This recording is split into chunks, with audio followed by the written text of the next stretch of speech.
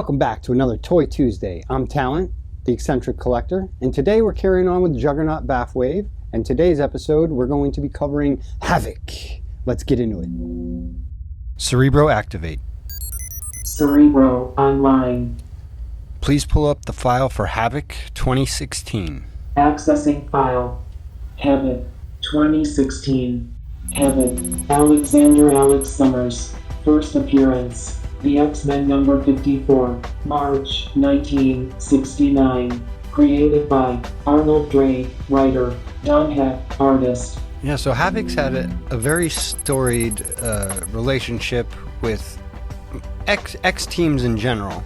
But he's been part of a lot of other teams as well. He was part of the Avengers. He was on the Brotherhood of Evil Mutants for a bit, the Hellions. So he's bounced back between hero and villain quite a bit. But he's probably most prominently known for his stint on X Factor as the leader. With the one for the toy we're going to be covering today. This isn't a bad look, but it's definitely not my favorite. Alright, Cerebro, can you pull up the action figure, please? Havok, X-Men Juggernaut Build-A-Figure Wave. Released in 2016. Retail price, $19.99. Aftermarket price, high, $31. Low, $18. Accessories, Juggernaut right leg, 2 power effects. Okay, so like I said in the Kitty Pryde video, Kitty Pryde was the first figure in this wave that I saw, and that's the one that really got me back into collecting. But this one was actually on toy shelves as well, so it was relatively easy to find. This is the second one I ended up getting from that wave.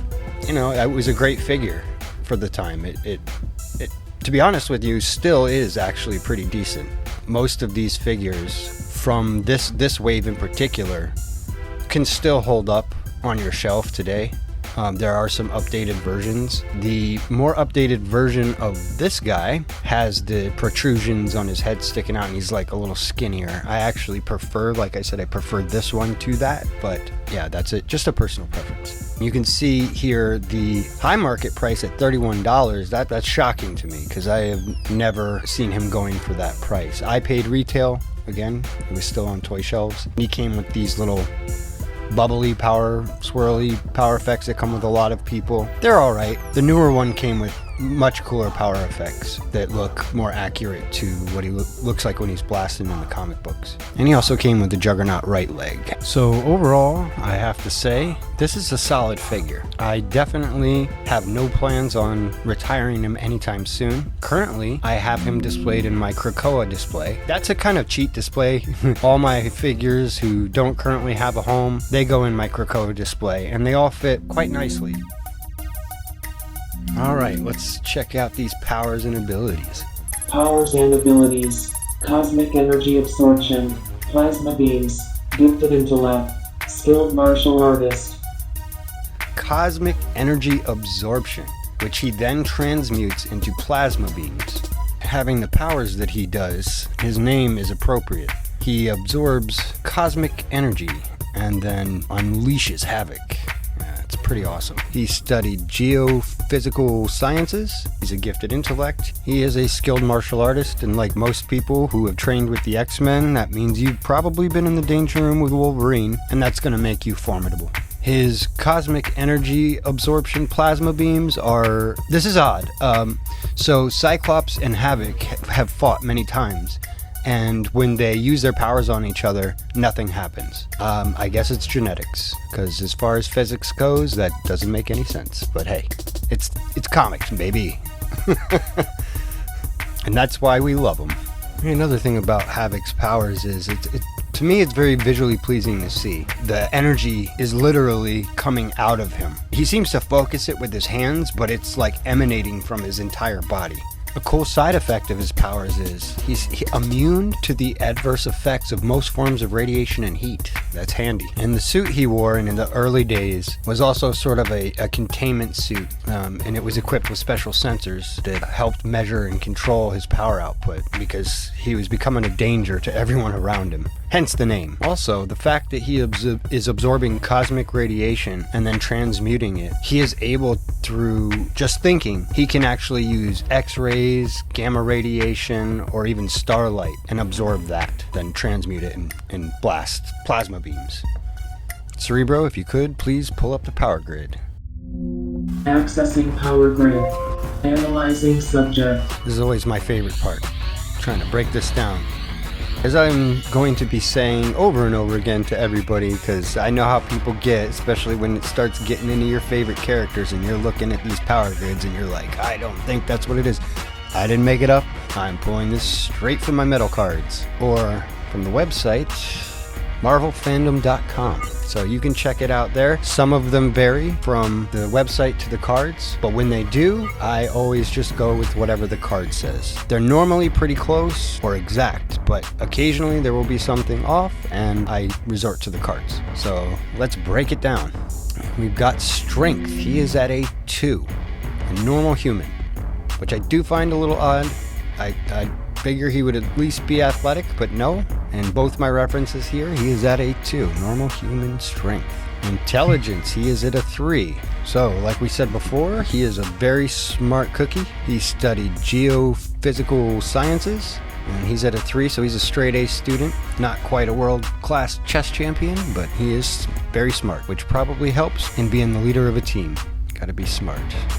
On to speed, 2, normal human. Yeah, that makes sense as well. He's just basically a normal guy, except for his mutant power, which we'll get to. He's not going to be winning any marathons, but I guess he wouldn't need to. Although, now this is interesting. What if he blasts like a wall behind him or something? Kind of similar to what we saw Cyclops doing in X-Men 97, where he was using his optic blast to either slow himself down from falling or sliding across the floor.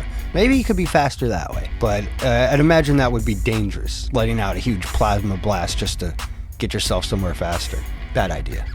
Here we are with fighting ability. He is a little over a 3, so he's a little better than a black belt martial artist. And like I said, you're training with Wolverine in the Danger Room, some of this is going to rub off. He's above a black belt martial artist, not quite a world heavyweight champ. On to stamina. He is at a 2, which makes him a normal human. Again, a lot of his ability does not have anything to do with superhuman abilities. So I can imagine if he isn't training all the time, he's just a regular schlub like the rest of us. A smart schlub at that, but he is not. He can't keep going and going. He's going to burn out just like the rest of us. On to agility. Normal human. Again, makes sense. Probably not training enough if he's at normal human. I mean, you could get up to acrobat, man. Come on. Train a little more, Havok. What's going on? But let's get to the real meat and potatoes of this man. His energy projection is at a 5. Fission. Atomic. This is beyond a Patriot missile or a laser or a grenade. You do not want to be in front of these things when he lets go. This is what makes him devastating. He is incredibly powerful when it comes to his energy projection. Also, like we discussed earlier, the fact that he can absorb radiation means he can probably go into places that normal people can't, because then you might come down with cancer, or radiation poisoning, or radiation burns. That's got to be an advantage as well. Unfortunately, you don't have anything on the power grid for that.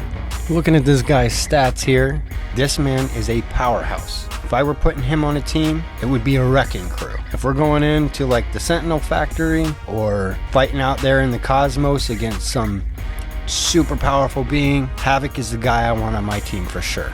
So that about sums it up for Havok here. Cerebro, do we have anything else for them today? Be sure to check out X-Men 97 Reactions with Talent. Don't forget to subscribe. Excellent, thank you. Thank you for always reminding us. And for you folks at home, I hope you're enjoying these breakdowns. I hope to get better as we go along. This is only the second one, so we got a lot more to go. I'm very excited for that. And until next time, this is Talent reminding you, keep collecting. And, like we always like to say, Excelsior. Have a good one, everyone.